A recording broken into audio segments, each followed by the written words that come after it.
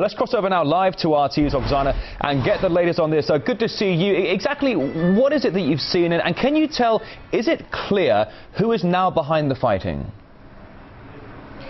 Well, Rory, just a few words about the city of Dera itself. It's a city about 100 kilometers from Damascus with a population of roughly 100,000 people. It is known here as the so-called cradle of the Syrian revolution because it was the scene of the first mass rallies against the Assad government. It was also where the first clashes between the army and the rebels took place. So as a result, this is probably one of the most militarized communities in Syria these days. You can see army checkpoints at almost every corner. There are snipers on the roofs of the government buildings. But despite this heavy presence of troops, the security situation in Dera is highly volatile, and clashes take place on an almost daily basis. And today wasn't an exception. We arrived to Dera on the invitation of the Syria Information Ministry, which is now eager to show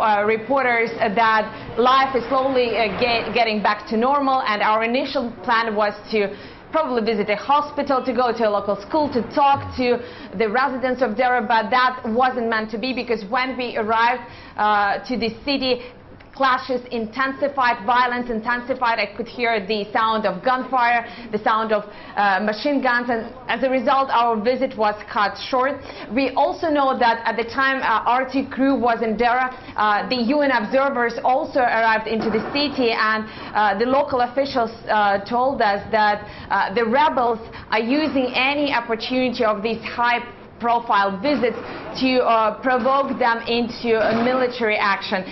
The local officials, the Assad government officials, are convinced that the rebels are trying to undermine this fragile ceasefire, and so far they haven't been very successful, even though, as I said, the security situation in Dera is very volatile, and we've been told that since the beginning of the ceasefire, Kofi Annan brokered ceasefire a week ago, 3 residents of this city were killed. Now, just a quick note, what I was really surprised with is the reaction of the people on the ground. The city is very sort of calm, because you don't see too many people on the streets. Most of the shops are closed, but those people who venture out into the city, when they hear the gunfire, they rush to one side of the city, or one side of the street or another, to find refuge, but 2 minutes afterwards they go around their daily life. So it seems that these lives with the constant repetitive gunfire has sort of become a new normal